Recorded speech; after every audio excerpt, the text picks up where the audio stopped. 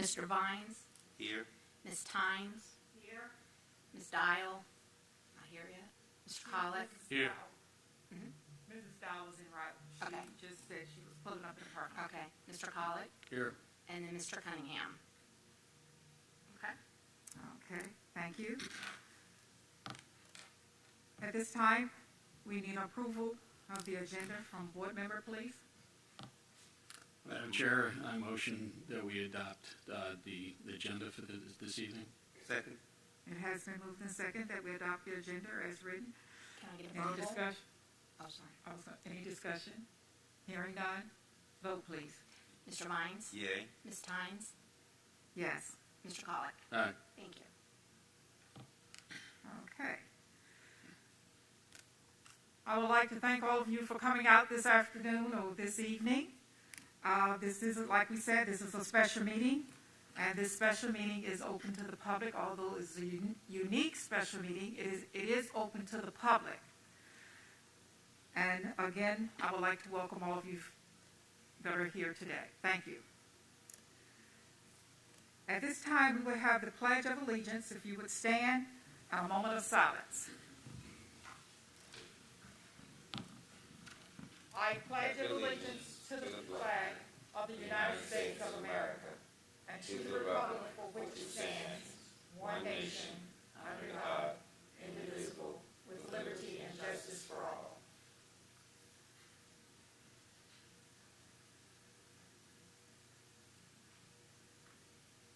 Thank you.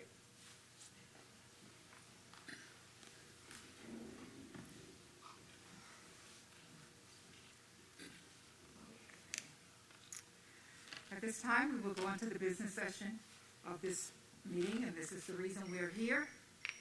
I would like to ask Mrs.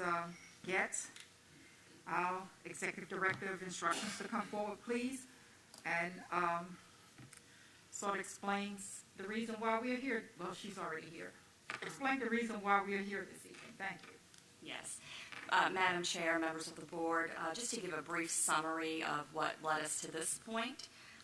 The original KLB submitted by Ms. Schwartz and Mr. Schwartz stated that the items that they were concerned about were on Clever, the items TED Ed, Mackin, VIA, and Discovery Education.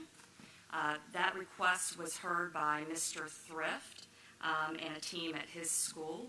He then issued a letter on October 12th to Mrs. Schwartz stating that they had considered the request to remove TED Ed, Discovery Ed, and Mackin VIA from Clever, and they had decided to deny those requests. Following that, Mr. Lombardo and myself also met with Ms. Schwartz to appeal that decision from Smithfield High School, and then Mr. Lombardo issued a letter on December 10th stating that he was upholding Mr. Thrift's decision to deny removing those apps. Subsequently, following that meeting, we did remove TED Ed from Clever for the entire division. It is still something that is accessible through any website, web engine, but we did remove it from Clever. Following that, Mrs. Schwartz did request to have Mackin VIA and Discovery Education removed from her child's device, and that was done on January 3rd. So the apps in question are no longer on Mrs. Schwartz's son's device. So what is still being appealed is to have them removed from all devices for students in our county. So that's where we are now for Mrs. Schwartz's appeal. Okay, thank you very much.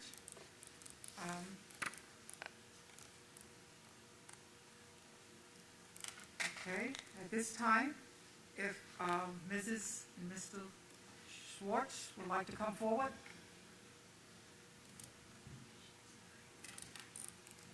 If Mrs. Schwartz, it's up to you. I said Mr. Schwartz because Mrs. Getz. Oh, I'm fine. I know the last time it was Yeah, just with you. it. I agree.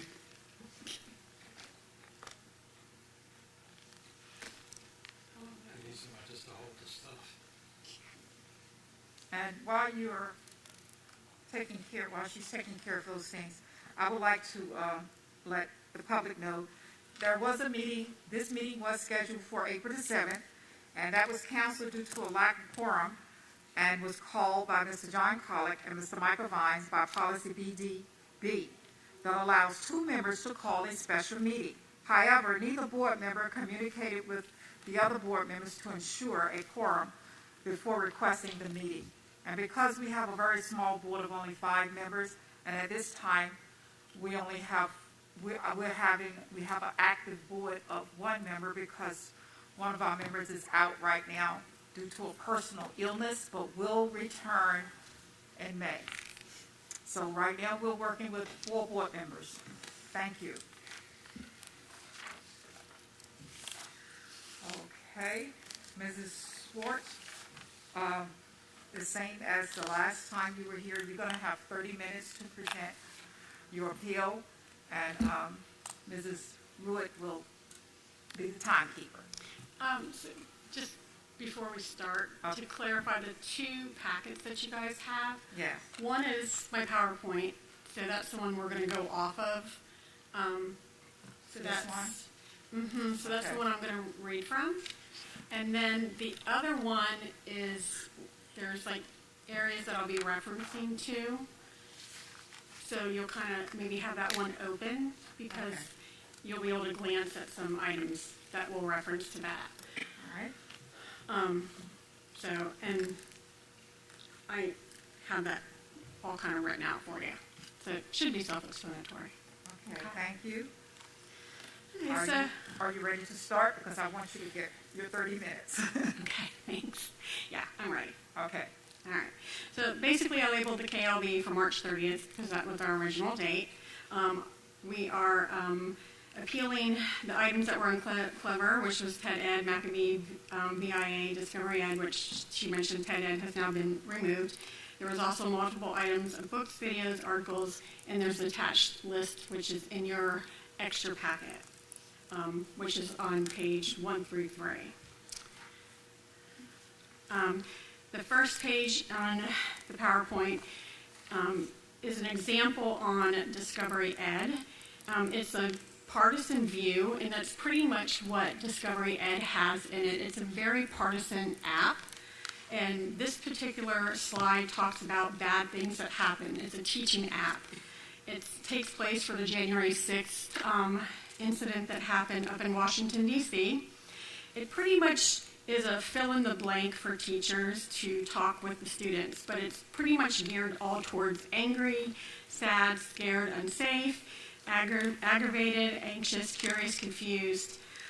They don't offer any type of information that teaches that individuals are still have not received their due process on this day.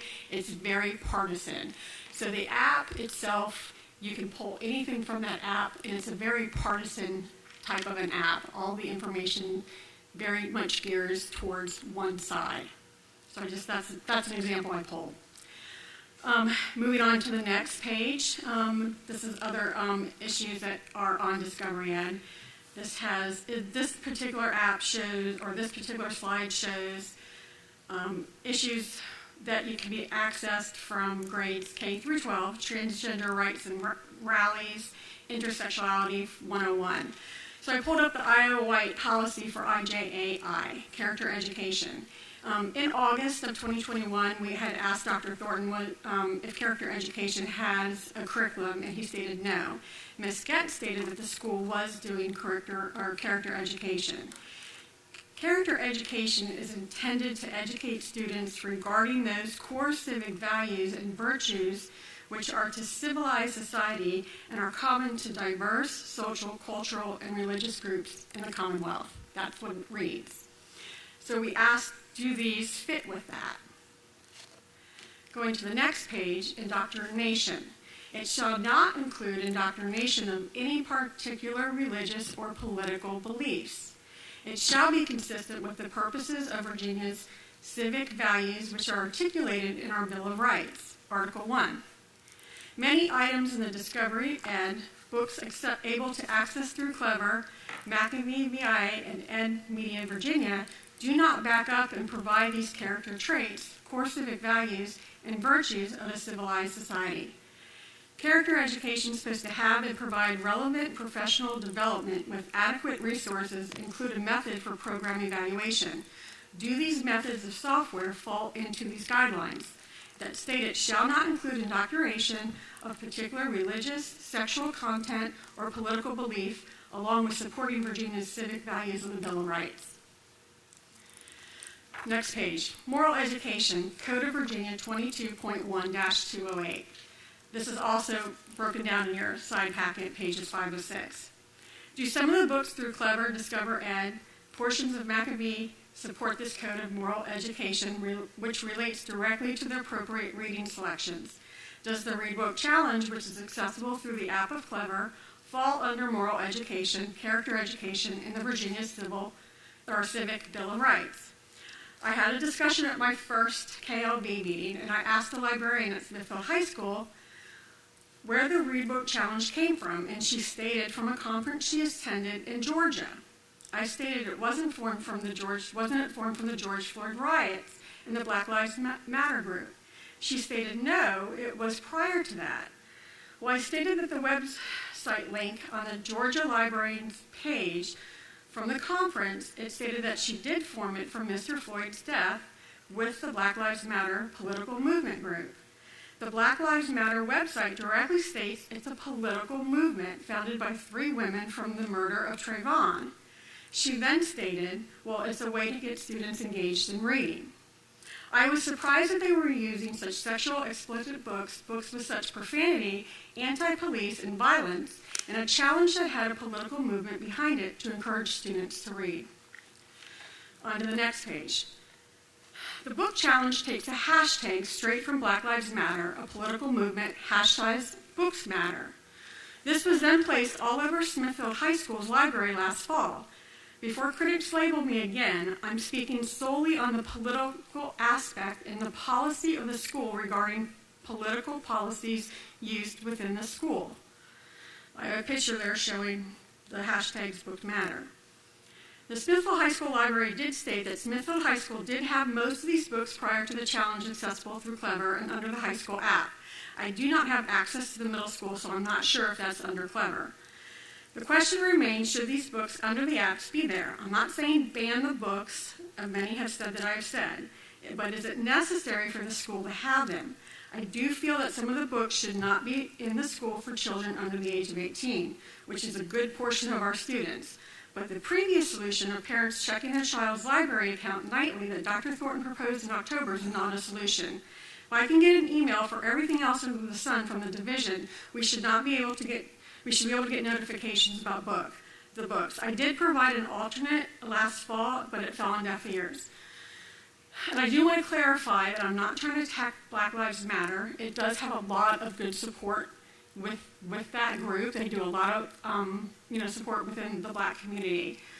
But Black Lives Matter, if you do go to their website, it was created by 3 women, and it's centered around a political will and movement.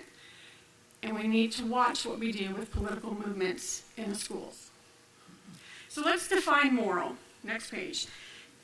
Moral is concerned with our relating to what is right and wrong in human behavioral and moral problems, a moral judgment, able to teach a lesson on how people should behave, a moral story, good entry of sense leading a moral life. While morals tend to be driven by our personal beliefs and values, there are some common morals that most people agree on. They are: always tell the truth, don't destroy property, have courage, keep your promises, don't cheat, do not judge, rape, kill, be dependable, be forgiving, have integrity, patient, loyal, don't swear, don't use drugs. I think we can all agree on that. Does the Clever apps, the apps that I'm talking about, and the things I'm talking about, do they fall under the emphasis of moral education, which is under our educational guidelines? Next slide. Anti-police. These are books that are found under the Clever in our high school and middle school library applications, including my son's Smithfield High School applications.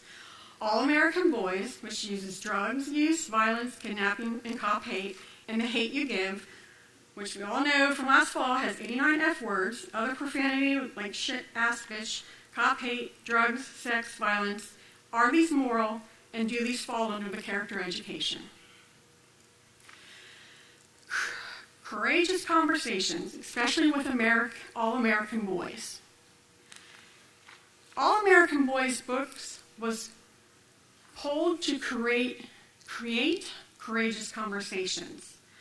An email polled through FOIA from last April 30th, sent out from Haley Copewriter to the team at Smithfield High School of the English Library Group, and CC'd with Kiana Jones, Mr. Lombardo, and Miss Getz, was actually bought and purchased for all of the Smithfield High School students.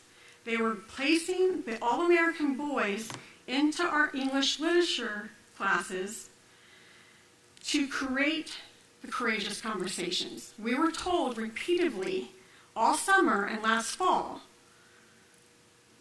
that the equity coordinator was there when courageous conversations were to be had, not to create them. The Smithfield High School Library knew nothing about these purchases when we discussed this at my KLB meeting in October. This email states exactly that you're looking at, that they were bought to create them.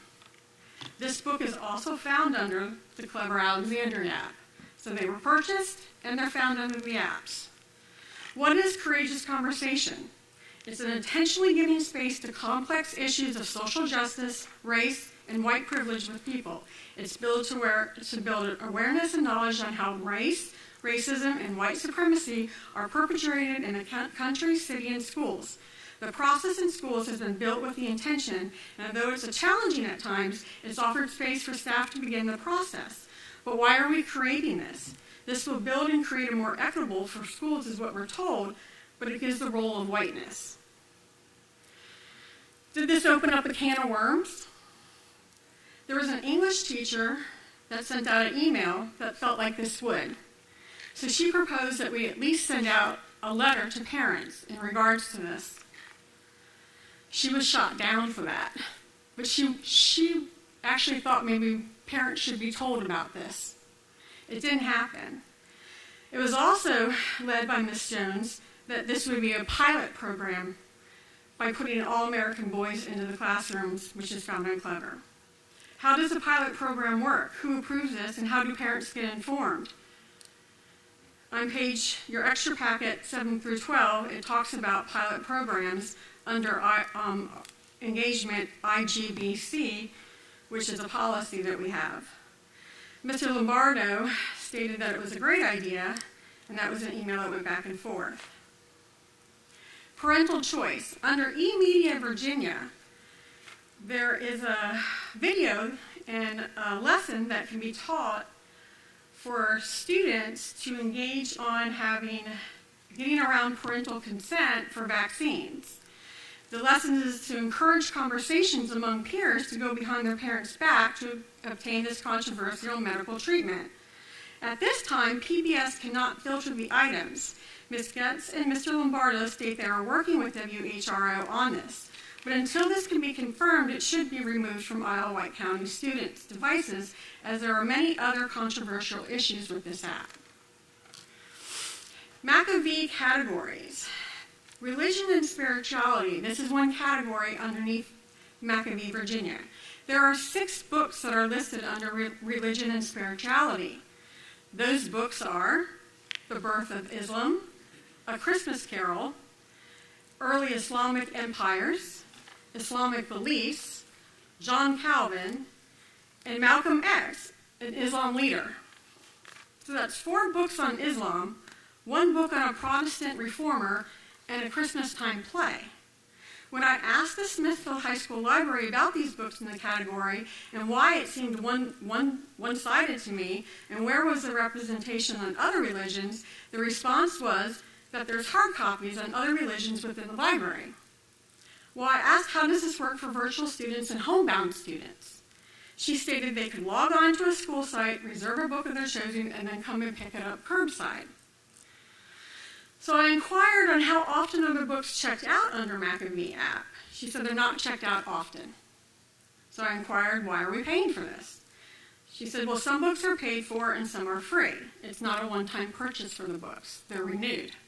So we pay for them again. Well, I inquired if they get rid of the books that are not being checked out, why do we keep renewing them? She said that they don't really monitor that. The fiction books, they don't expire. So I inquired if we could then add different religions to the category to make it more diverse. She didn't see a reason for that since there's hard copies in the library. Go on to another slide. 8 in 10 police officers say that the media generally treat the police unfairly. If you search police under Discovery Ed, the first 7 articles on the page relate to police brutality. If you search police on eMedia Virginia, 8 of the 10 articles show police in a negative way on page 1. We're placing school resource officers in our schools in Wight County. That's a positive step towards bridging the safety in the community gap. But the apps seem to undermine this when they're promoting anti-police, and we're putting them in the children's hands in videos and the books and apps. If you look at studies, emotional and psychological desensitization to violence and sexual assault and rape. There's a UK study that recognizes a 400% rise in child-on-child assault related to porn, evidence of exposure to increased aggressive and antisocial behavior, and there's diminished emotional and psychological reactivity with repeat encounters with violence. The book off to the side there, which is accessible through Clever, is Out of the Darkness. It's a book that we did read last fall. I'm not going to read it again tonight. I think some of us remember it, but it is full of rape, incest, and so forth. And that's accessible to our students on Clever and in hardback. There's longer-term effects that have been suggested with 12 to 14-year-old adolescents. Exposure to media violence, predicting lower levels of empathy 1 year later. So as they're more and more exposed to this, they become used to it. This book over to the side is another book that's found on Clever. It's a book about short stories. There's one account of sexual assault. A girl goes off to a private place with a boy and comes back bruised with torn clothing. There's stories exploring dating and crushes with same and opposite sex. There's a detailed description of a boy and a girl kissing. There's a boy describing waking from a dream about his male love interest with an erection and sticky shorts. In one story, a kid takes naked photos on their phones and they share them. We all know that that is not allowed within our school. So why are we not offering more positive selections for our students? When searching rape, porn, sex, sexuality, or even a rape survivor, there is one book on rape survivor in our school apps. One.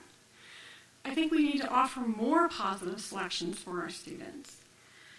As a parent or guardians of our students, we have the option to opt out of our students of family life, yet we do not have control over what they view in the library or what apps may show up on their devices. The apps just show up. They kind of magically appear. You kind of check in on them and, oh, there's a new app. But we're trusting that these items are vetted properly and within the character, education, and moral compasses as described. At Ms. Vandenbrecht's meeting the last time, Dr. Thornton and Ms. Hines both stated that when these devices are in the students' hands at school, it's up to the teachers to be responsible for the students. And when they're at home with us, it's up to our parents to be responsible for them.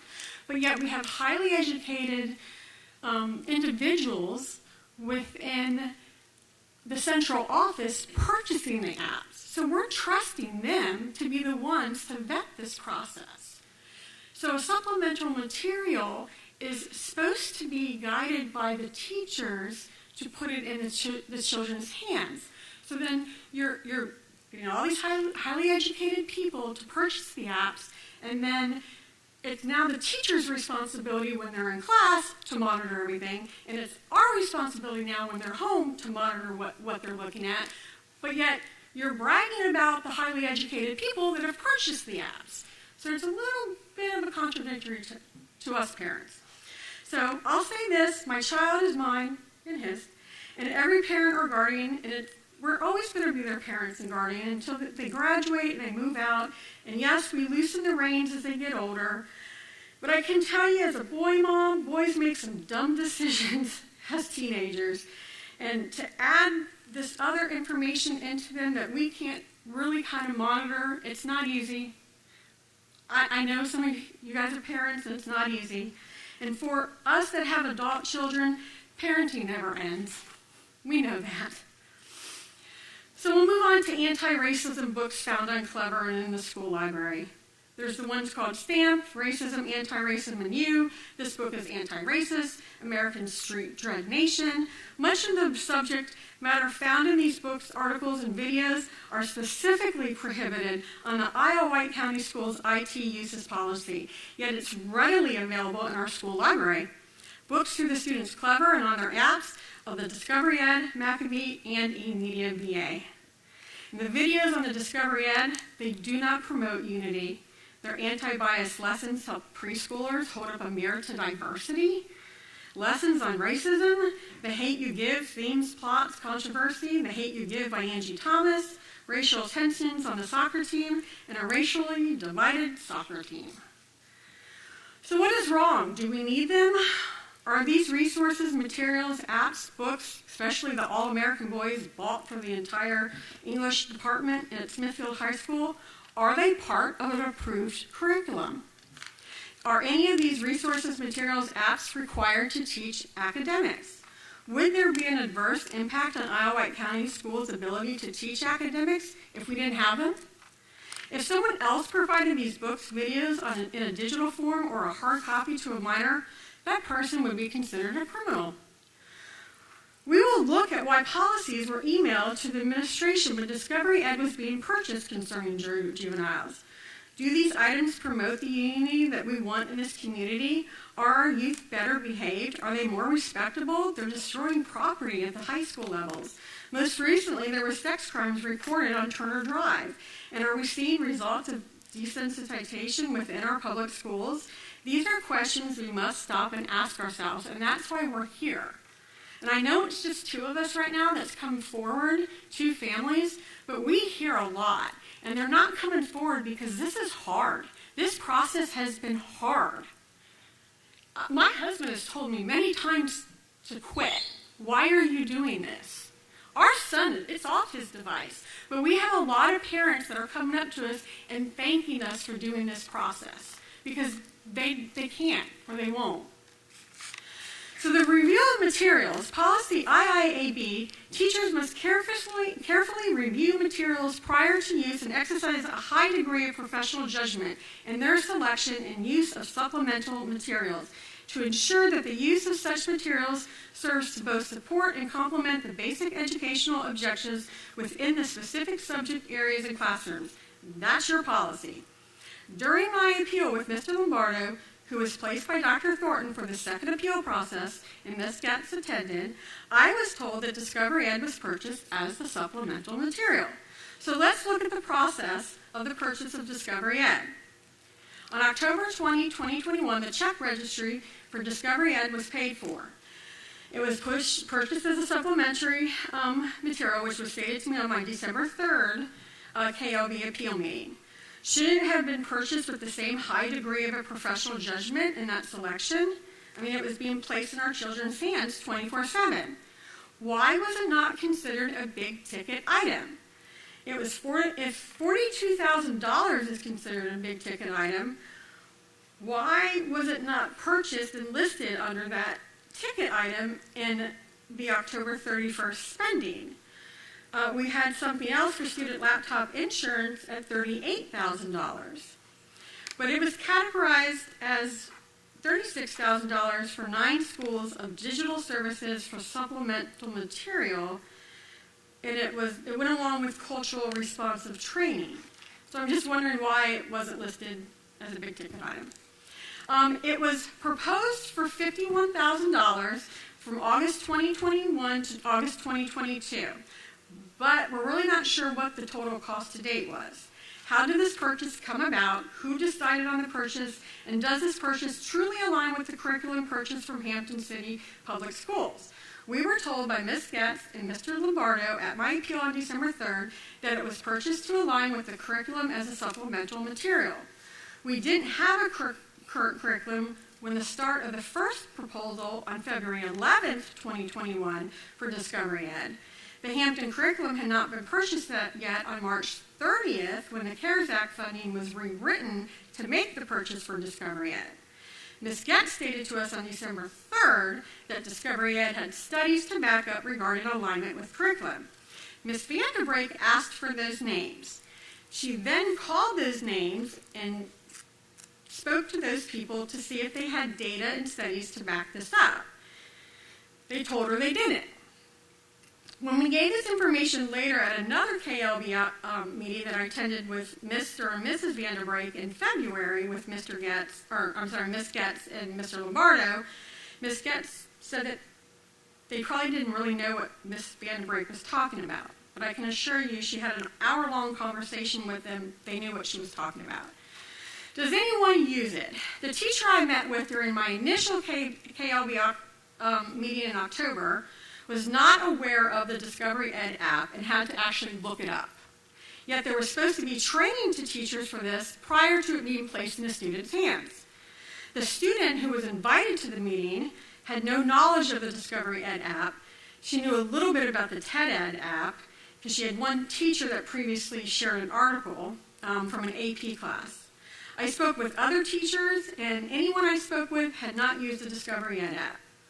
I questioned both Mr. Lombardo and Ms. Getz, then why have it on students' devices to search on if teachers aren't using it, if told by them that it was for teachers for use resources with curriculum? And if this was purchased for supplemental material for teachers, easy search tool item, rather than Google, then why have it open for the students for 24/7? So the policies were emailed from Ms. Getz to Mr. Lombardo and Ms. Jones on March 29th, 2021 at 3:35 p.m. This is after 2 weeks of meeting with the Discovery Ed. Those policies were teaching about controversial issues, equal education, corporal punishment, and regarding prosecution of juveniles as adults. So that was March 20th at 3:35. On Tuesday, March 30th at 8:17 in the morning, Ms. Cummings notifies Ms. Jones that Mr. Lombardo has asked her to rewrite the CARES Act 2021 grant to include the Discovery Education quote. So the Discovery Education is a learning plan and it's an experience. The Discovery Education is to support equity, focus on cultural responsive training, focus on SEL and special education. There's lots of keywords I've written off to the side there. Equity in a variety of ways, authentically represented, focus on relevant equity topics like dissent, equity, and inspiring education. And there's even a video for the children on the app to watch that. I've submitted to you the whole partnership proposal. All this was found through FOIA, by the way. The whole proposal for the partnership proposal for Discovery Ed is there. There's some keywords in there. It sounds like my time's being shorter, so I'm not going to go through it all. It talks about over 190,000 engaging standards, aligned resources. It talks about how they're going to use it in the classroom with students, train teachers, apps on the Wight devices, digitally culturally responsive, again, training, and then there's the purchasing to put it on the students' devices. There's one particular module, which is 1.3, to look at. Again, it talks about locating, saving, and using digital resources and setting the stage to engage with our students. Once again, they're setting the stage with our students to use this. On February 23rd, 2022, an email went out to the teachers of Wight County that training in regards to the cultural responsive has ended under the Executive Order Number 1. The Discovery Education Bundle was purchased for this training.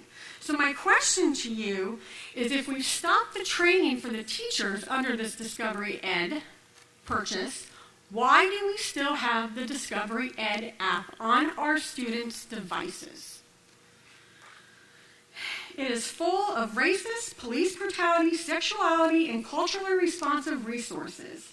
Why does it take parents having multiple special meetings 6 months of time to bring this to the school board's attention? Why do you have planned, I wrote this the last time to change the KLB policy to make it harder for parents to get to this point? Why did it cost thousands of dollars of information with FOIA to find this information out? I've been a parent for many years, hate to admit that. I've spent a lot of time volunteering as a room parent, a teen mom, PTSA. I've served on boards of the PTSA.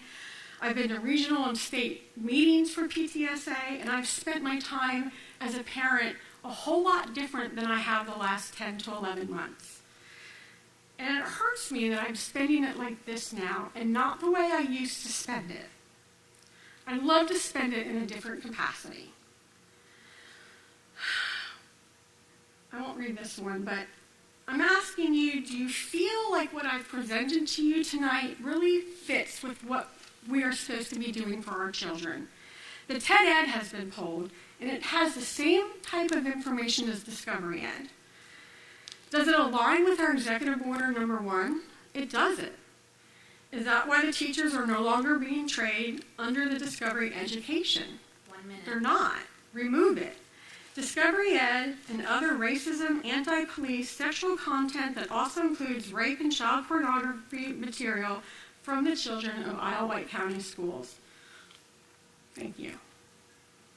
Thank you.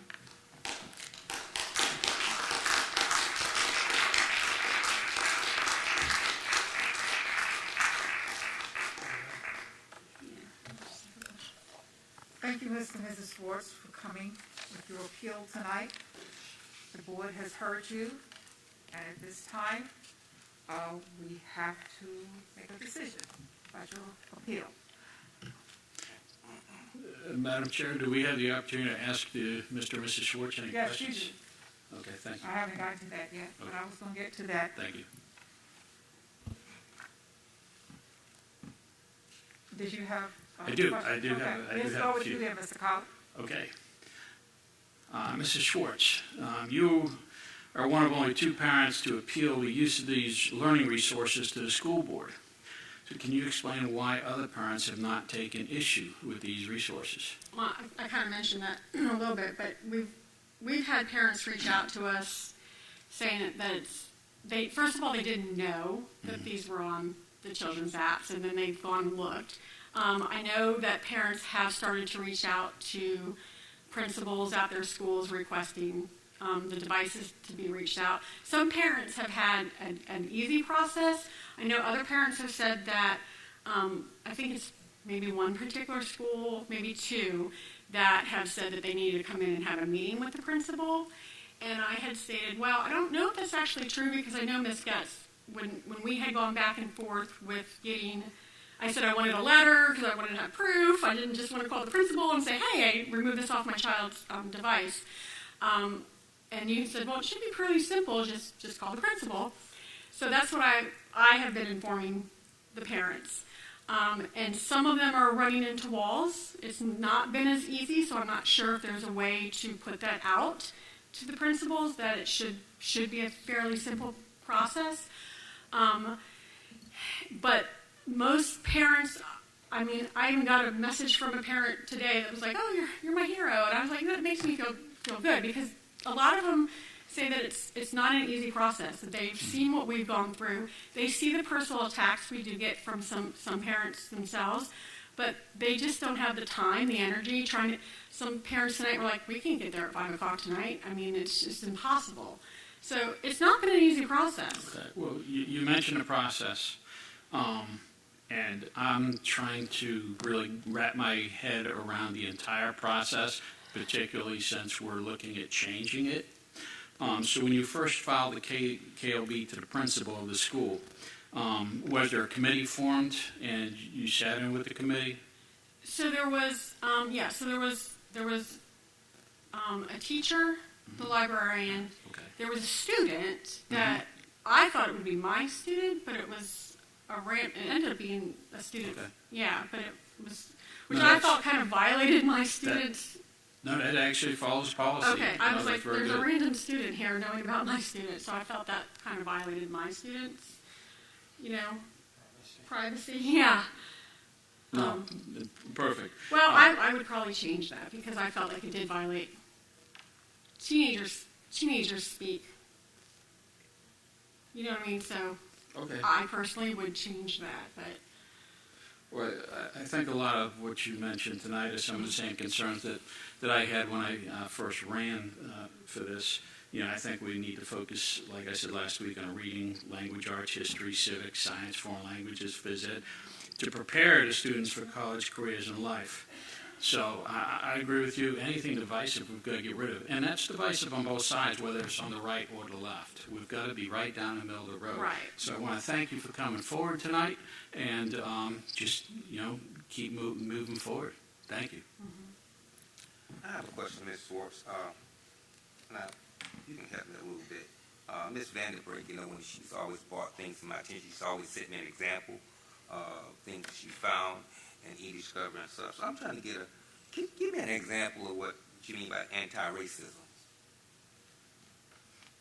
what do you mean? Well, you said anti-racism books found on Clever. Give me an example.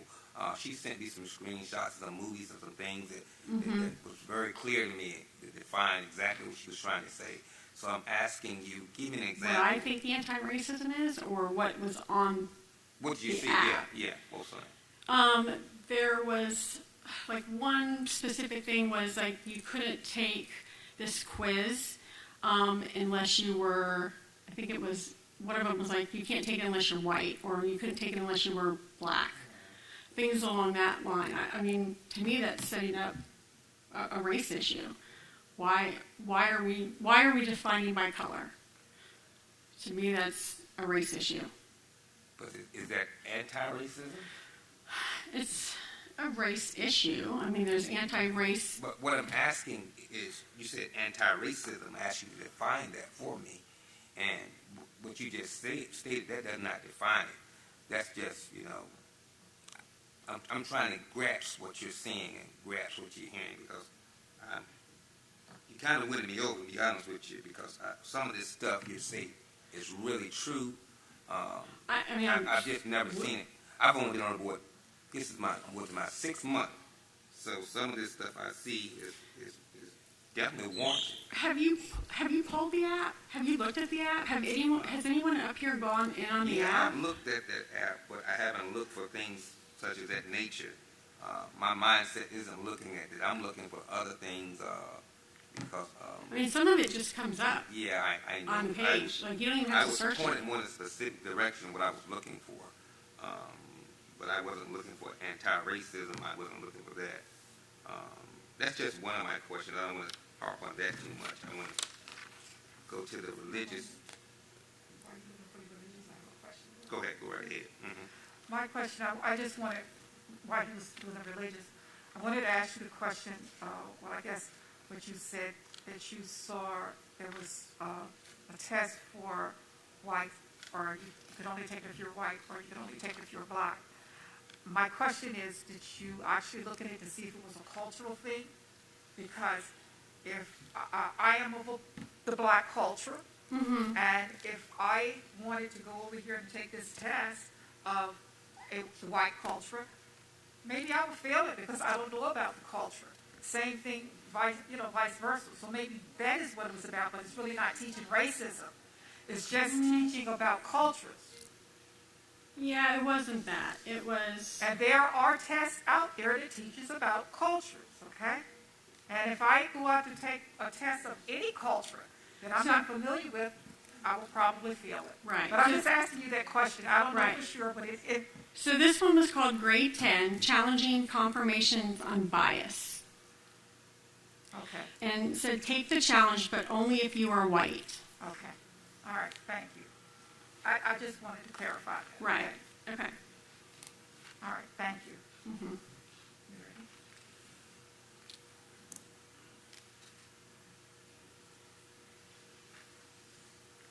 The 6 books on religion. Did you find any more books other than just 6? Not on that app. Not like that. Those are the only books listed under that app for spirituality and religion. and one is a play. Any books in reference to John Brown? Those are the only books under spiritual and religion. So I looked under spiritual and You know religion. who John Brown was? No, you're going to educate me. He was a preacher. That's what I say. Abolitionist preacher. Okay, we finished?